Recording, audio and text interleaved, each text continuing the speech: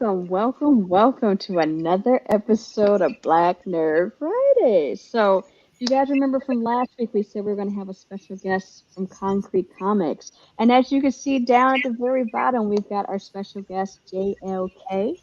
And before we get into who he is, I just had to give a call out to Ren. How's it going? How was your I week? am good. It's been Yeah. a good day. I got a special guest in town, so I'm happy. My brother's in town, so I'm happy right now. So Yes. it's been a good day. Been a very Nice. good day.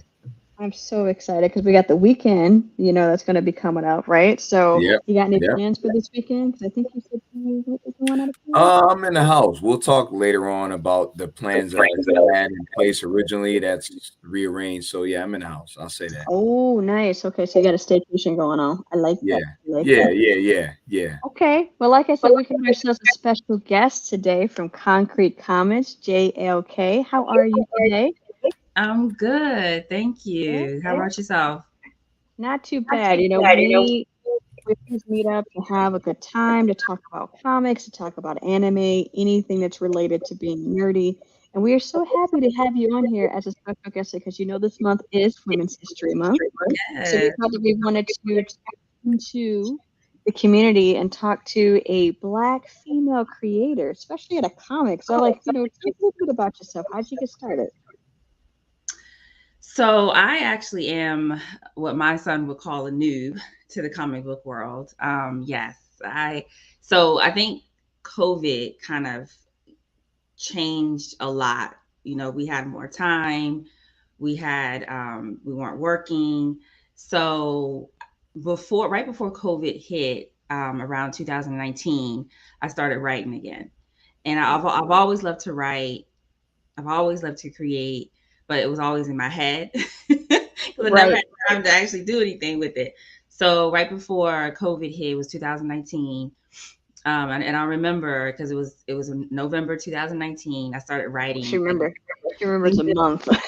remember the month, and I started writing a novel of this character, and it was centered around this character that we'll talk about. Eventually, her name became Luna. But then after like 5 chapters, I got really bored. And so I decided to turn it into a comic strip. And I use this app to create characters and dialogue Nice. and stuff. And I was on Instagram. And then eventually, as more people started reading it and really getting involved in the story, I said, I think it's time to turn this into a comic book. And so I am a brand new person to the comic book world. I never really knew how rich the book world was until I actually started looking and following different storylines. Um, and then, but for the past really 1 or 2 years, I've been engrossed in the comic book issue number one. So that's Nice. how I got into it. So I have to be honest. I'm not versed on the blurred culture. Um, I'm Yeah. I'm a nerd, kind of dabbling, coming into the world. So I like yeah, that. you have to All really know good. me tonight. No, you were in good company. Trust me. We didn't Definitely. even know what we were doing with podcasts before we started this whole thing. So you were in good company. But that is pretty cool that you had COVID really shift you into saying, let me try something different. So what? So when you think about it, you said you put it out on Instagram, right? We know Instagram and social media can just be quite the nerve-wracking place to put yourself out there, right? So when you put your stuff out there, did you have a moment of should I put that out there or should I not put that out there? What was that push that made you say, you know what, I'm gonna put it out there and see what the world thinks? Hmm. Of course, whenever you share a part of yourself on any platform, you always question whether or not it's something that you should be sharing for multiple reasons, right? And my biggest thing was that my main character is a Black woman, and Instagram is an international platform. So I was hesitant about putting her out there because I didn't want her to be, I felt very protective over her. I didn't want her to be disrespected. And then as I got more savvy with Instagram, I realized that you could block certain comments and people. Yes, you So, can. and you can restrict comments to followers only. So when I realized that, I was like, every other day I was posting a new panel. And what really said, I don't care. I'm not, I don't care what anybody says. Because you did get a few comments from trolls and things, but I think it was Black Panther, in my head at the time. And then when Black is King came out, and then when the fans of the story actually started direct messaging, DMing. Yeah, DMing. Yep, there you go. Yeah. They really loved the story, and they really started connecting. They saw this Black woman with chocolate skin and frizzy hair, saving the world. Yeah. And at that point, I no longer cared what trolls had to say, because trolls don't validate this experience for thousands of people across the diaspora. So I love that. Nice. I love that a lot. I was thinking along the lines of when you're talking about how it was important how you portrayed the lead female Black woman that was in your cartoon. And when we think about how women are portrayed, especially Black women in media, right? Like it's very hard to combat some of the stereotypes that are associated with that, right? So when you're talking about the looks of your character, like I said, having brown skin, having natural hair, like that's something that speaks volumes, right? Because when you look at how we're represented in media, it's not very favorable, and they really tend to kind of downplay natural hair, or in the sense of saying that, oh well, if you do have your hair different, clearly you're not in touch with your roots. So it's like there's this constant battle that Black women are having to battle with in media about how we're being portrayed. But I do love the fact that like really paying attention to how she's being seen. She's being strong, but not in an overly masculine way, like we try to have it where a strong Black woman, nothing like ever bothers her, but more in a sense of she can do more. She can actually be a superhero, which I really like. I love that piece. I love that a lot. thank you. So with that being said, since you're new in the game, when you think about where you were drawing inspiration for some of your characters, and it may not even be in the comic or anime world, right? It could have been in movies or just people that you knew. Who were you drawing inspiration from for some of your characters? So, I love it. I have a lot. Obviously myself, and I'm not trying to be like myself. I'm not saying it like that, but Luna is a part of who I am. And I say that because, I'll probably say this many times. I've always dreamed about her. For the past, I would say 10 years, she has always been in my dreams. And she never had a face, she never had a name, but she was always there in different scenes of the dream, and I, flying to the moon, flying to the sun, she was there. We get in a car accident, she's there. So she's a part of me. And she, so it was only natural that I would draw inspiration from different personality traits that I have and instill them in her. And then some of the parts of me that I'm not very proud of, I would put it into other characters. And then, of course, my family, my husband, my son, some of my friends, you can see their personalities in some of the characters. And then, of course, some of the strong Black women, right? And not necessarily their persona, but certain things about them. Like there's a scene in, I would say, is it volume 1? There's a scene, probably you'll probably see in issue 3 or 4, and Luna has on tennis shoes when she's fighting, and that is a reference to Serena Williams, because Serena, she holds the record.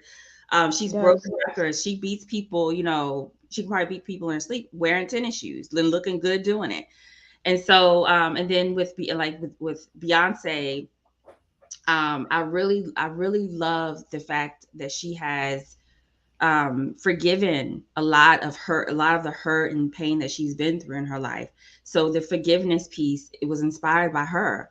And then, with Michelle Obama, Megan, I mean, there's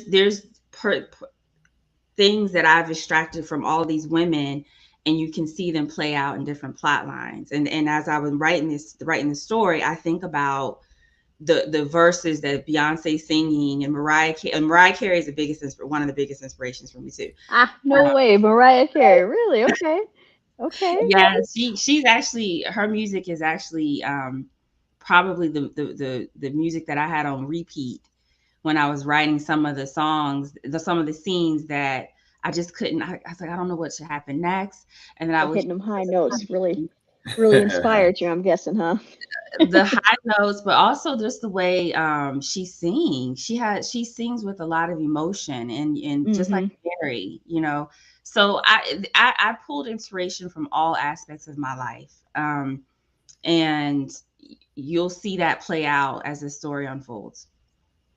I love that. I love how music is playing a big part of that, because I think the other thing too, when we think about inspiration or just our culture in general, music is such an integral part to it, right? So I'm always excited when, for some of the other creators that we've had on the show where they're combining comics with music. It gets me so excited about that. And I really love when I'm watching any type of animated any animation or comic that they have really good music. Like I love that in movies too, because I feel like music really sets the scene. So I just always feel like when you're watching something, of course you get good actors or good dialogue, but having that music sometimes really just like gets it going. But that's cool that you're kind of drawing inspiration from some of our leading artists in the industry right now. Is there any older artists that you kind of lean on for inspiration? Do you have anybody that you go back from like old school music that you kind of pull from, or any? Perfect Go ahead. question, because I figured once you said Mariah Carey, I had somebody in mind. But go ahead, I want to hear her. Oh yeah, first. No, I know, right? I'm gonna hold up. I'm wondering if she got anybody from old school. So my old school is 80s. Okay. So yes. Okay, so this is where the nerd comes out in me. I love it. Let's do it. Ready? Yeah. So my very first record was Tina Turner. But when my mother heard the lyrics, she took it away because she said we got She's like, no, we can't do that. You're not dancing. No. Phil Collins. Oh yeah. Phil Collins. Yes. Of course, Janet. Control. Yes, Control. Yes. When I think of Janet, I think of Control. I know it's always that one. What about Pleasure Principle? Like everybody always forget about that. Yes, like, come on now. I think that's Pleasure Principle. She just tell you her mom? Yeah, didn't her mom? Did she just tell you her mom took private dance lessons? Let her listen to the Pleasure Principle. And then Madonna. Oh yeah, Madonna. I am an old school Madonna fan. Old school. Yeah, I love the early Madonna. And it's not necessarily because of her music, but what she represented at the time. And with all these people, with the exception of Phil Collins, all of them were on the top of their game at a time when it was very unusual for people that look like them to be on top of their game. And this is something that I'm hoping the story about Luna would be for the younger generations for many decades to come. And then I think that's pretty. I mean, I think of music, but as far as like people of the social world, I don't really have anybody that I would, I think that's it. I mean, there's more, but they're not coming to me right now. I got a question for you, and it's kind of since you said you're new into comics, etc. So first off, do you watch anime? No, and I never knew that anime existed for us. Really? Until a year or two ago. Okay, so what do you watch what did you find out that existed for us a year ago? I like to hear this one. A year? Okay, so Black Panther was when I kind of like, I didn't know we had a story in the comic book. I know because you always think of Superman, you always think of what Marvel's doing over there. Yep. So I was like, oh, I never really thought of that, but I really like this. I mean, I always knew Storm existed, but it really didn't. The latest, the versions of Storm didn't really capture the versions that I saw didn't really capture who she really was or it really is in the comic books.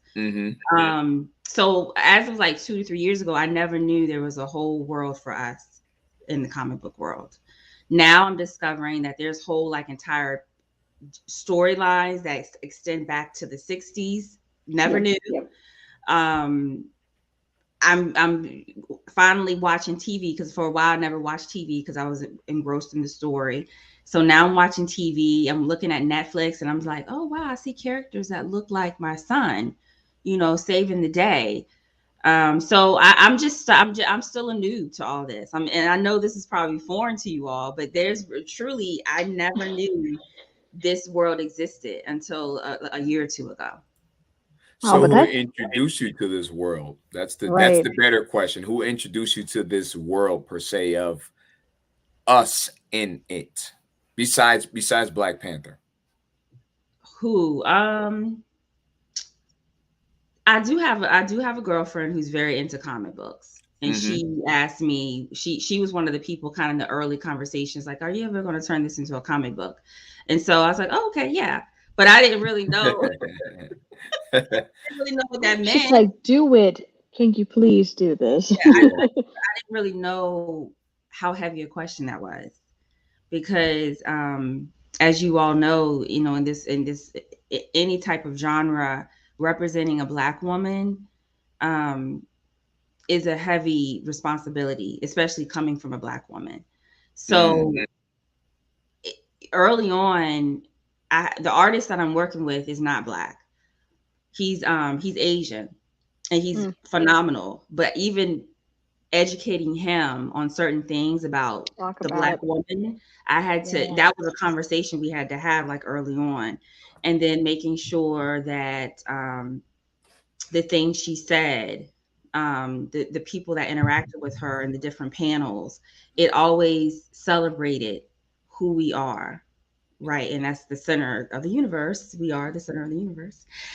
So it's a layered question. Who introduced me to comic books? Because I had a friend who suggested it.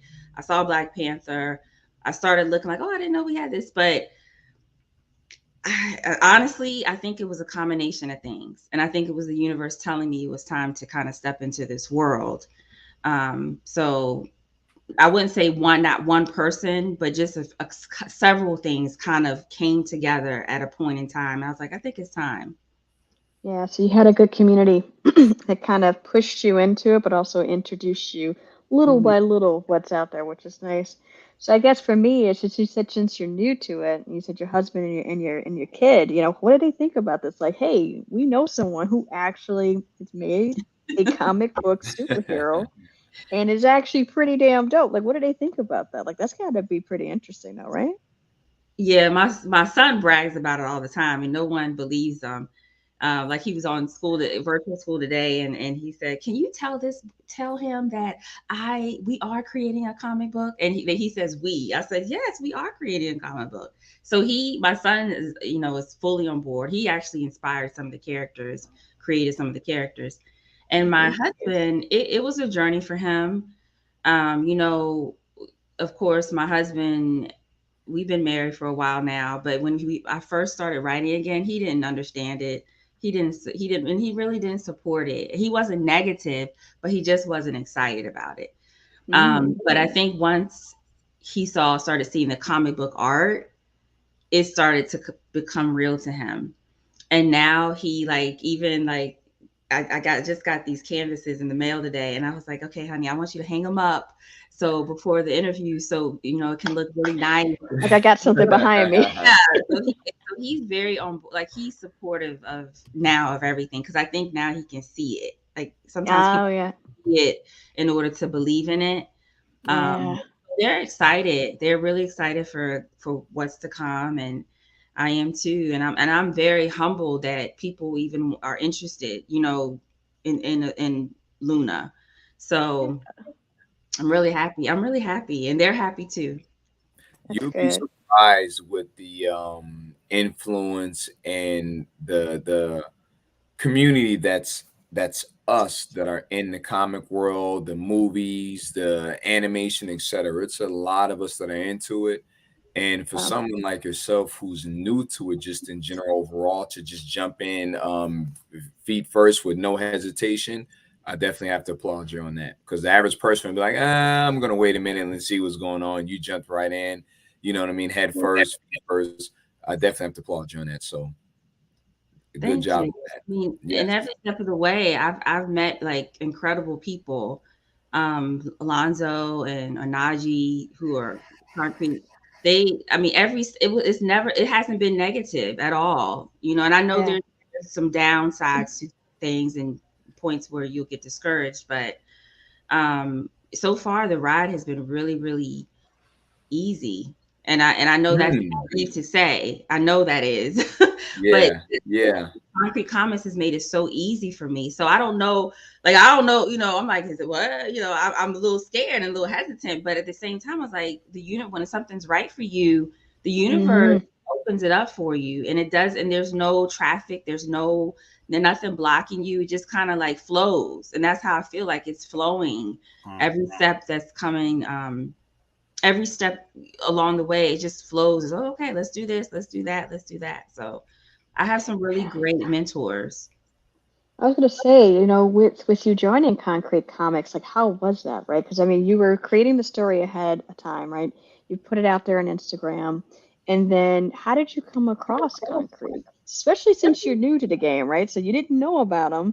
And probably through your way of making it through, you're like, oh, hey, that looks pretty interesting. Like, how did you guys come across each other? And who started that conversation between you two to possibly have you join the team? Naji. So I had posted the artwork of Luna on the Instagram page. And so, and I, you know, you do your little hashtags, hashtag indie writer, hashtag black writer, hashtag blurred, you know, and I started using blurred. I was like, oh. So I was still getting the hang of the hashtagging, and Anaji came across it. He sent me a message, and we, like a week or two later, we talked on the phone, and he asked me a few questions about the character, and I was like, okay. And I really, even though he said he wanted to, you know, bring me into Konkret Comics, you know, you don't really take any stock in that, because you're like, okay, well, this was nice, you know, until things start happening. And then eventually I met Daniel, who's the editor of Konkret Comics, and I sat down and told him the storyline, the whole story, and he was like, oh yeah, we need to have her. And that's when I met Lonzo, and Lonzo brought me in. So Instagram, I mean, Instagram is a place where artists can get their start and get noticed. And I would really encourage anyone who wants to get their story out there to put their stuff out there, and don't be afraid to put their stuff out there. So, but yeah, Anaji found me and really connected me to them, because I was like, where's the women at? But Anaji started talking about his family. I don't know. I didn't want to say all that because I don't, you know, he's not here. But he told us about the matriarch family, and it is like he did. Yeah, we had conversations. Yeah, his nieces and all that. So we know what's up. Yeah, you good? Yeah. How you doing? How you doing? You popped on here. I had my little pop-up box of covering your head, and now okay, that's all good. I'm good. Don't, you know, wait, there's another person on the wall. I was like, I had to put it on. Thank you for having me. But yeah, he talked about his nieces and how the women in his life have influenced him, and so I instantly I felt a connection to him. I said, okay, he's cool. And then I met Daniel, and then I met Lonzo, and Lonzo had, you know, his family. I'm like, okay, yeah, this is where I need to. Now I get it. So the universe I do feel the universe brought us together. Yeah, because the last time we were talking to them, you know, they really talked about the idea of community and family, and trying to create a safe space for all the creatives that are working at Konkret Comics. And I think it's really important when you talk about that, because, you know, what we've heard from, when you think about different industries like beer, anime, right, science, we always hear about how sometimes women can feel like they're out of place, right? Or that they're marginalized. And it's really nice to see a collective like Konkret Comics that really said, you know what? We realized we didn't have any women on our team. We need to change that. And so they're going out and actively looking for women, but also understanding that them coming out like this, they might be, women might be like, I don't know. And so they actually tried to drive home this message of how important family is and how creating a safe space is important and giving the platform for you guys to have a voice, right? So that's nice to hear that he reached out to you and saw the value that you had and was like, you know what? I want you to join the team. And that's nice to hear that because I think we don't do enough of highlighting how we as Black people are really looking for each other in these spaces. And when we see each other, that we're actually pulling each other into other spaces, right? So we usually hear about how sometimes Black people can be like, well, I made it, so I don't really want to help anybody else because I want to be an only, right? But it's nice to hear that that wasn't the case here. That's like so heartwarming to me to hear that, honestly. Yeah. I definitely they're family. They're family. And even, some like me and Lonzo had a discussion about an element of the story and I disagreed with him. But when he explained, what the bigger picture was, we definitely need to do this. And that's what I needed, because I'm such a newbie to this industry. I don't have that big picture insight. I don't have, the knowledge and the wisdom that the Konkret Comic Book Collective has. So I'm learning a lot from them, and I'm really appreciative of the fact that they took me in and helping me and making this story, especially this first issue, something that people would want to be a part of. Man, that's nice. Yeah, and I mean that's good for you to have those. And this won't be the last conversation that you'll have about certain things that you think comic direction should go. I think it's good, at least from talking to Onaji and the team, that this is a team that's open to ensuring the creator has their say. At the same time, when you run a business, it's finding that balance as well too, because the goal is to get you in the hands of other comic book readers, Blerds, what have you. And sometimes reality is like certain things that we say, oh, we're gonna go left and we're gonna make our own path. It's like, no, you can do that. You just got to still find that balance. And I think one of the interviews I had because we like craft beer here, so Drought Season is a lifestyle brand that promotes craft beer, black owned craft beer to be specific.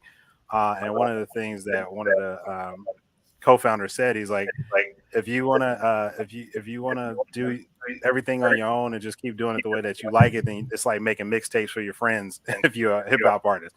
But it's like if you want to get on the charts or you want to expand your horizon, you got to be able to manipulate what it is that you want to be your image and perception and be perceived by the by the fandom, and make sure that you're able to put that in a palatable place for them, because it's only so much that fans can get. So I think what I've seen so far is amazing, and you have a lot of talent, and they saw that obviously. So I just can't wait to see what the whole Konkret Comics team does. I know, right? Thank you. All right. So what are you hoping for the future? Because like you said, you're hoping to kind of change the perception of Black women when it comes to superheroes, right? In that fandom. But like, what else are you hoping for? Like, what do you want to accomplish in your time with Konkret Comics? Like, what are you looking forward to the most?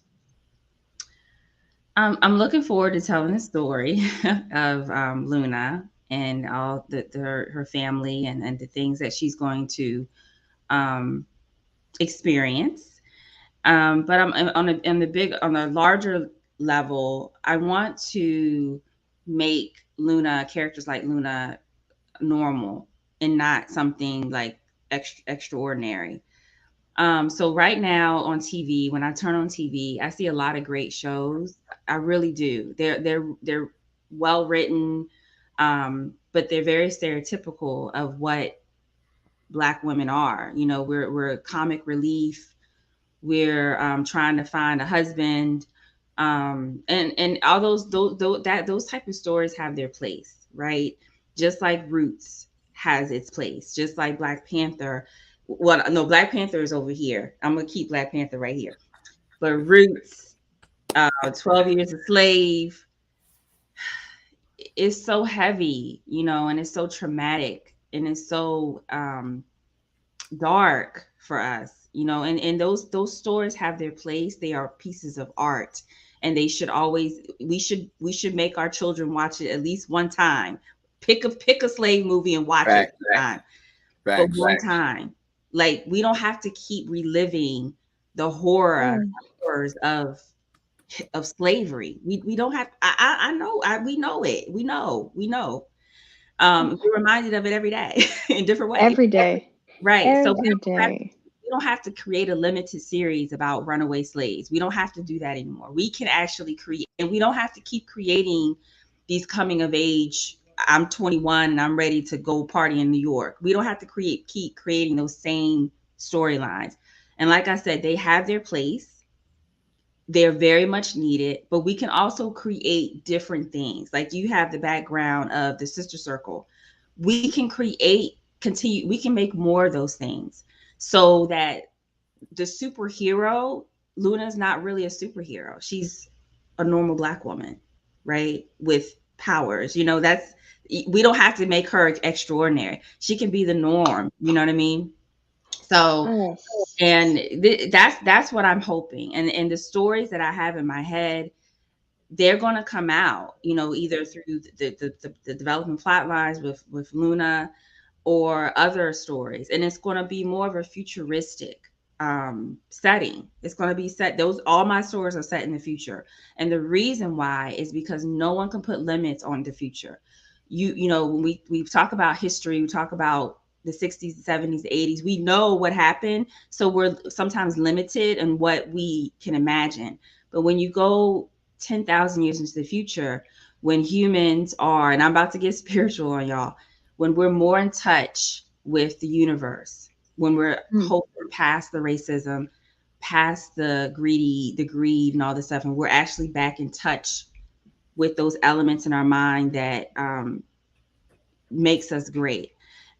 That's the stories that I'm going to tell. And that's what Moon of Maru, that's actually not the title anymore. That's what Lonzo was talking about. It's actually going to be Luna, the Queen of Maru. Oh, I like that. Thanks. That's how I fired. That's fire. And I love how it kind of rhymes with it too, right? Right. I'm gonna tell him he was right. It hit different. I'm just gonna keep it honest. And you know what? Denise is always talking about how she sees the lack of representation of us in the future. So the fact that y'all or all of us are on the same page of that lack of representation, but also that we drop the chains and bondage of the worldly stuff, but we're focused on our spirituality and connected to the world or where we're at right now. That's very important. So I like that. I like that. Oh my God. And also, I wanted to ask a question, but I got to say my comment. It also ties in. Shout out to Dr. Greg Carr. I was about to say, I'm surprised. Carr with class. You know it was coming. It ties into the aspect of the Egyptians and the people on the continent now known as Africa, because it wasn't Africa before. It was named something else. But that spirituality, that aspect of, they already were thinking in the future, and I love the fact that you're doing that. And one of my questions is that, why is it so? And I feel like I have the answer, but I want to ask it anyway for the audience.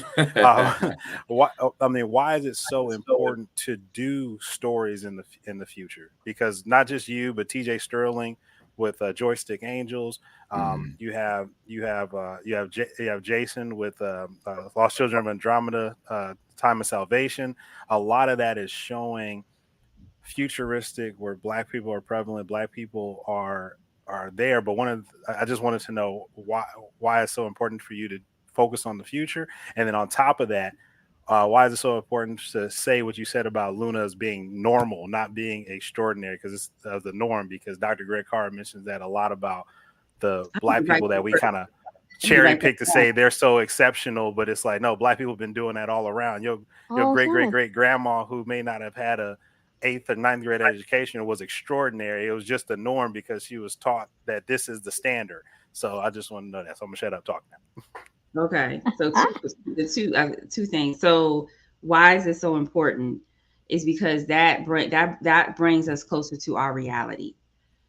Our reality, and again, I'm a nerd and I'm going over here.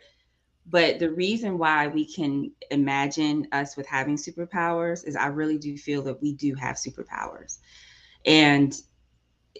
But I think that because we have been so humankind, not just blacks, whites, humanity has focused on the wrong things, greed, sex, and power.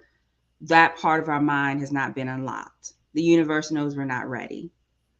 It knows that we're not ready. So once we can get past those fleshly things, I feel like the universe will unlock those things within us. And the reason why I feel that way is because, number one, it's a part of us. We can imagine it. So it's real, right? Also, there's people who have these superior bonds with animals. Like they know animals, the dog whisperer. There's people who have these bonds with plant life. People who know herbs and like can mix up something and come out with a cure for something.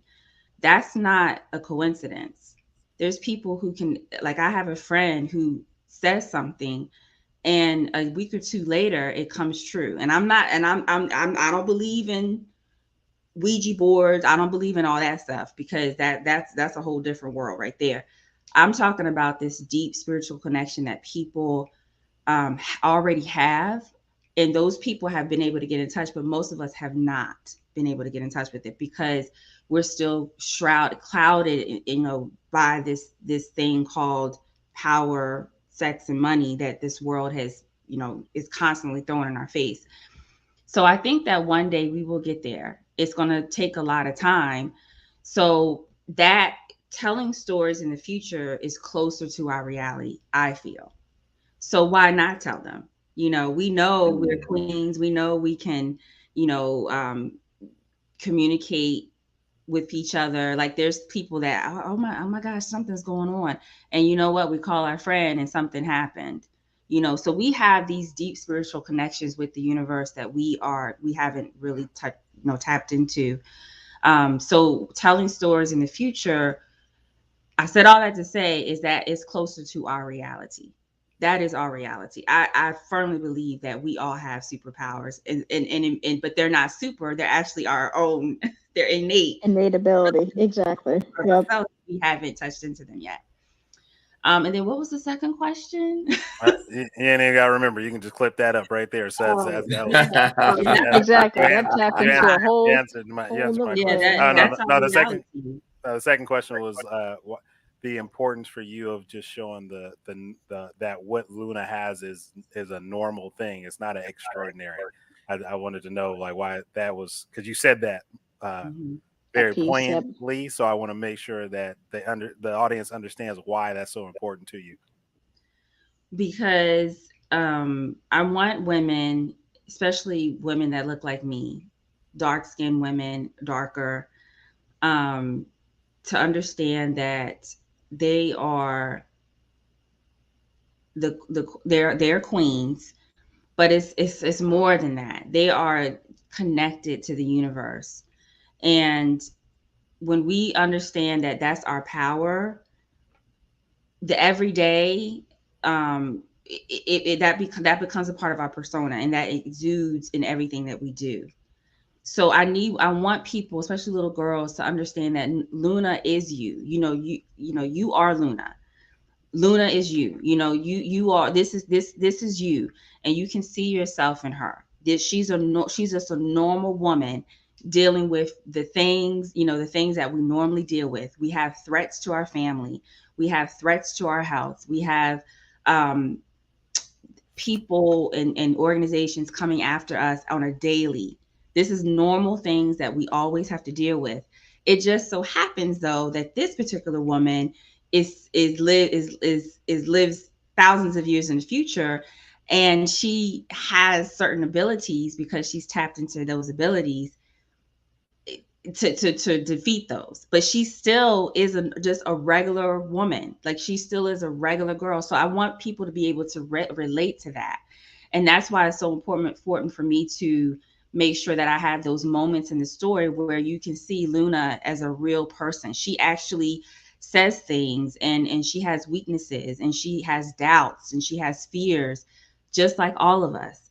And so that's the normal side of her. But because she's in the future, and because she's tapped in, lives in a whole different part of the universe where the energy is just so pure and strong, she can tap into those powers that's within her to solve those issues.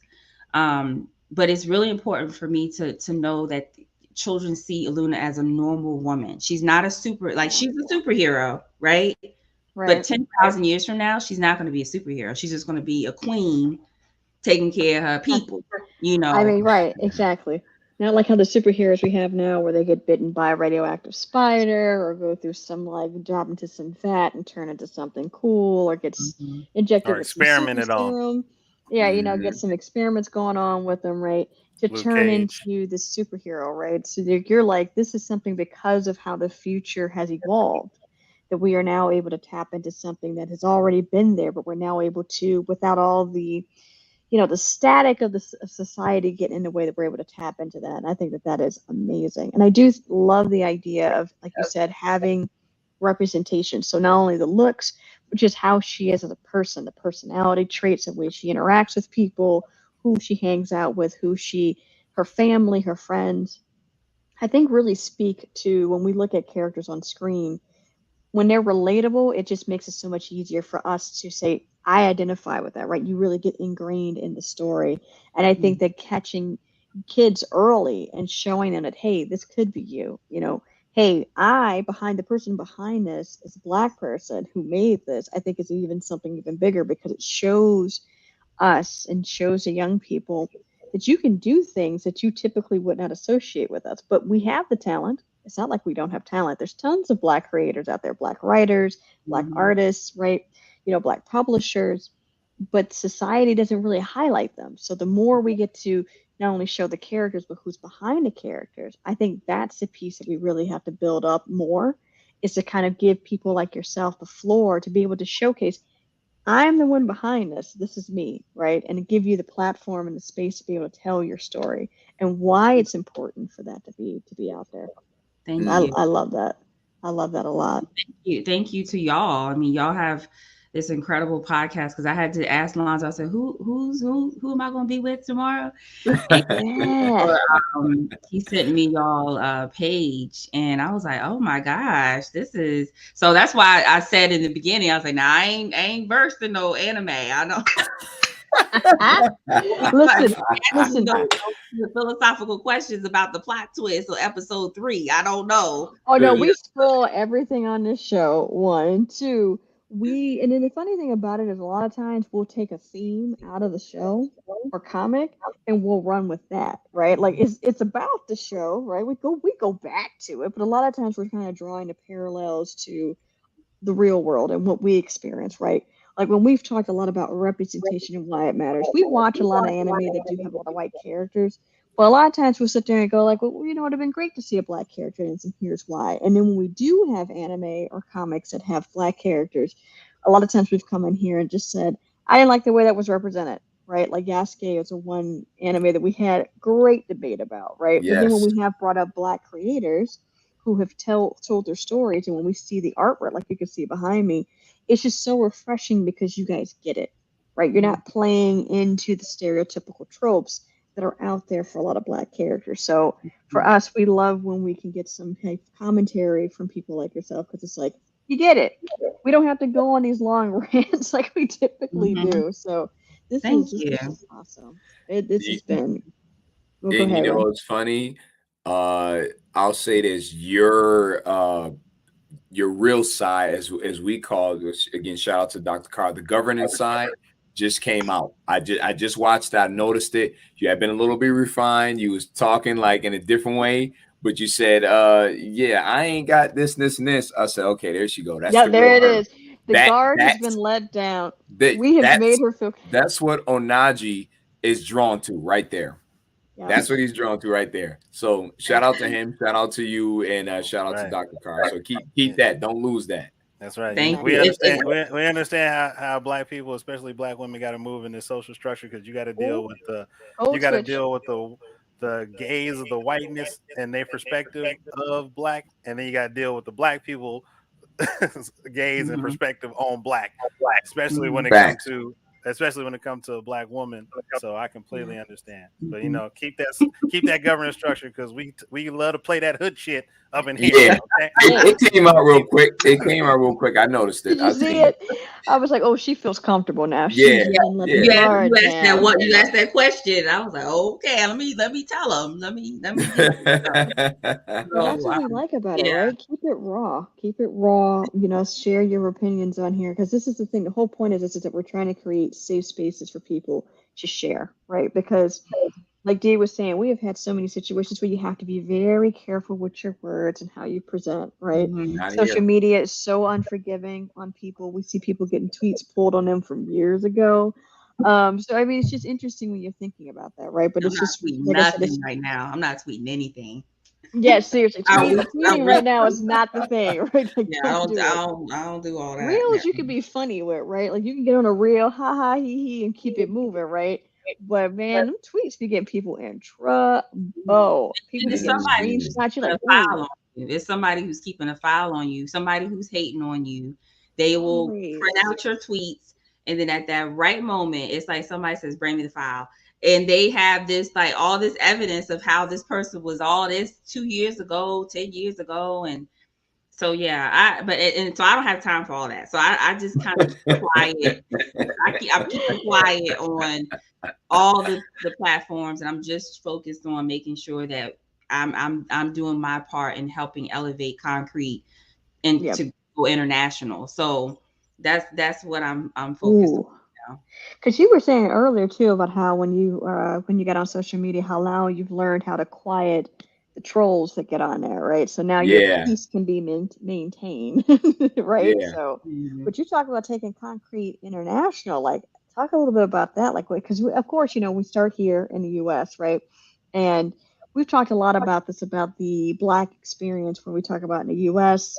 How can it be abroad? I'm doing a lot of this stuff in my day job, which is all in clinical trials and big pharma, right? So we hear a lot about how race or ethnicity can be viewed differently in different parts of the world. But, taking Konkret internationally, right? Like that's a larger stage, right? So what do you think would be some of those challenges that you guys have to deal with when you're taking this internationally? Do you think you'll have any resistance, or do you think that there will be spaces in the world where it will be like open arms that will take you guys in?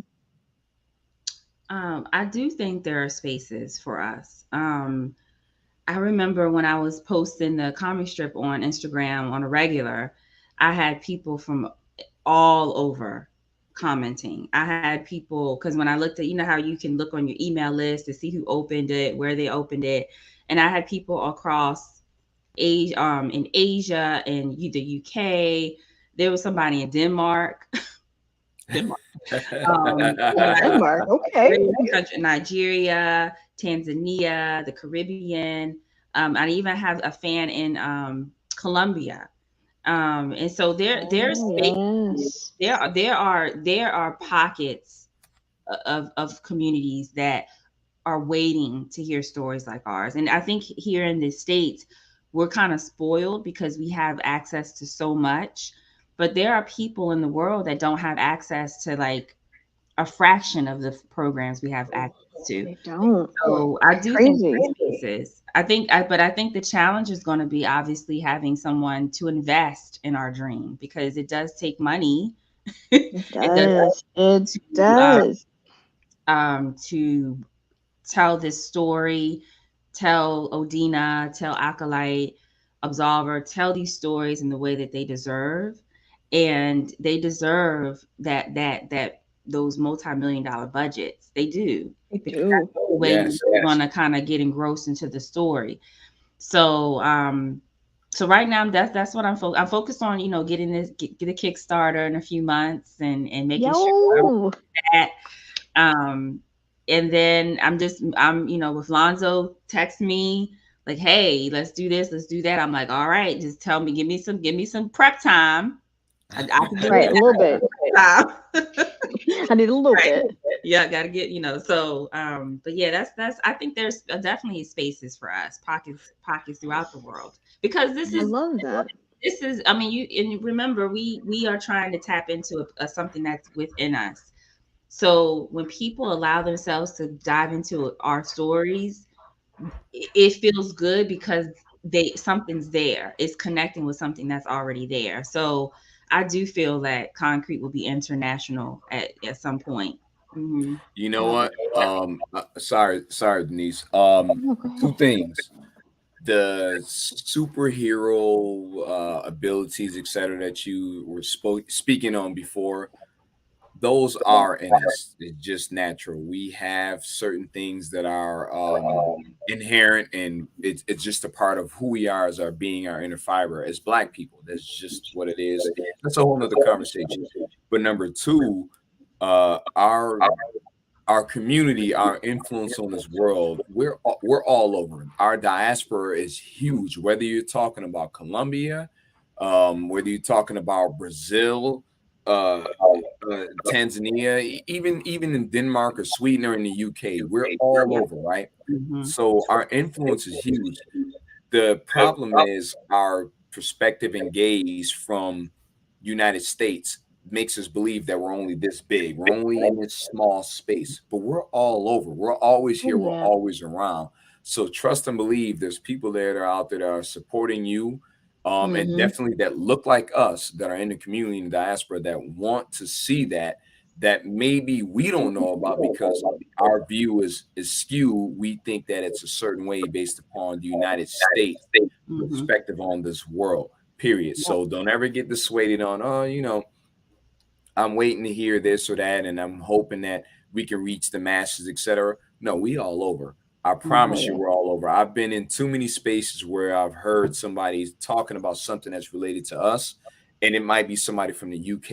It might be somebody from or Russia or France, Germany, Brazil, whatever, Japan, that look just like us, and they say, "Man, I've been, I have the same thoughts as you, etc." So don't ever get dissuaded. We out there, definitely, we out there. Now I'm going to say, the fact that you already have followers in these other countries demonstrates that when you guys do go international, right, that there's already people there that are like, oh my God, they're here, and we can actually tap into that. So I think that really solidifies the fact that you guys are moving in the right direction, and that you guys are more than just the U.S. So I'm so excited about that.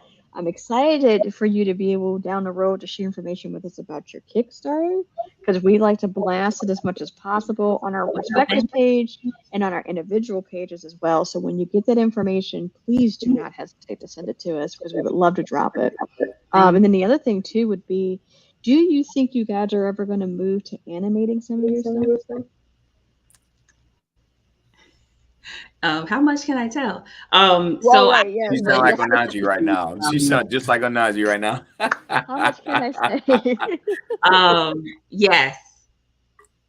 That's all. If that's all you can say, I'm good with that. That's all I needed. Because I love the fact that we can get to that piece. Because I think the biggest thing right now that's been happening within the animated world has been Black Sands Entertainment, who recently went up on Shark Tank. And they were able to say, like, hey, we've got this database, we got this like collective, we've got all these artists, and we've got all these writers and comics. We've got a platform for them to be on here. Now we're going animated. So I am just so excited for more, comics to go that route, because seeing it animated, like reading it is one thing, but actually seeing them and getting the voices, I think that's going to be the coolest part, is when you get the voices for it. Oh, I cannot wait. So, and there's so many Black voice actors out there that a lot of people don't know, but they're speaking for characters that don't look Black. So for me, I just get so excited, because I'm like, finally, you can have like a Black character with a Black voice actor. Oh my God. So I'm sorry, I just geeked out on that because I just get really excited about it, but this has been an amazing interview. I was so happy when Anaji said that we were able to talk to you, because I was just like, yes, finally we can actually line it up perfectly with Women's History Month, but then just give you the opportunity, especially with you being new to the group, to talk about you, to get you out there. I know you've done a couple of other interviews, so you're starting to get that traction. So thank you for rocking with us before you blow up. I'm still Greatly appreciate that. I'm still getting used to all this. Isn't it? I gotta get some more hair, and I mean, I ordered my bigger hair. I want to get the wavy hair like Luna. Yeah, you got to get it like Luna. That looks natural, like the natural hair. Because when you talk about natural, I was like, oh. Oh no! Listen, girl. If you ever look at all the other shows that I've done, my hair I change all the time. It has been silky straight. It has been big. It's been natural. It's been like this. So you do not. I wear so many wigs. Don't even wigs, weaves, extensions, whatever. We can do that. We can do that. But that's what I'm saying. We're the only ones that make it. Like, this is the thing that always gets me when you're talking about with Black women and how you wanted her to be a representation of that, like physically. I was like, man, you know how many of our features have been taken from the full lips, from the body, right, from the color of our skin, our hair. I mean, they be jacking everything, but they don't want to be Black. But you take everything from us. And I'm like, come on now. Another topic for me. We said trends, right? We said trends. We're the ones who do even when you think about language and some of the sayings and things that we do. And I'm like, it's so much. That's not even really a question. It's a slap, it's a slap in the face. It's a slap in the face to us, because those same women are the ones that are being backed by millionaires, investors, when the ideas came from us. So but it's considered ghetto, right? It's considered ghetto, less classy, right? But for them, it's edgy. Oh my God, you're doing something that's revolutionary. You're like, I'm sorry. Where we've been doing this. We've been doing this for thousands, millions of years. What are you talking? We've been braiding our hair for. The mummies have braided hair. What are you talking about? That was what got me when they pulled out that mummy and they still had the braids. I was like, hey, there's some nice lines on my box braids. And I was like, my cornrows. Ooh. And then and they don't even know the history of cornrows. They don't even know why that's so traumatic sometimes for us, and how people can take that part of us, away. Cornrows were used to hide seeds. And all kinds of stuff. It's so painful to think that that's how some women saved their children's lives, and then to see it taken and commercialized by someone who has no idea how hurtful and painful our history is. That's a whole conversation. I know, and I was gonna say, I think the biggest one for me that was back in the day was Bo Derek, who was a white woman who was on the beach with the braids and beads, and everybody's like, "Oh my God, this is the greatest thing," and I'm like, she got big because of that. Like, I'm confused, but I'm not confused, but I'm confused. You get what I'm saying? So I think overall, I think individuals like yourself are so critical and essential. So I'm excited that you took that leap of faith before COVID, that you have a supportive group of friends, a family, right? And you found that additional family that's not blood related at Konkret Comics to come do this. So I am so excited to see where you take Luna, what comes of her, what's her story. I'm excited that they pulled you into the fold, and I'm so excited to see you take flight. So with that, I think we could say that wrapped up an amazing interview that we did with the Black creator. I just got to say. So with that, right, no, thank you. And we cannot wait to have you back later on after you had a couple of issues drop and say, so how does it feel that you will publish that? You know what I'm saying? Like, you got Anytime. Thank you so much for having me. I'm very humbled. Very humbled. Thank you so much. We are humbled to have you on here. So thank you for that. But I think for the next episode, it's coming up in April. Ren, aka Mr. Refine, I think you take over, right? Yes, I do. Oh, so every time Mr. Refine takes over, we always have some really interesting stuff. I mean, if you think back on some of the things that he did in his last takeover, he went for the wild and crazy. I'm like, oh, okay, that's where we're going with these. Okay. So I'm excited to see what he comes up with for next month. He's being a little mysterious with it. So we're going to just say you will see us again on April 8th. So thank you guys so much. And we will see you guys next time. Bye. Thank you so much.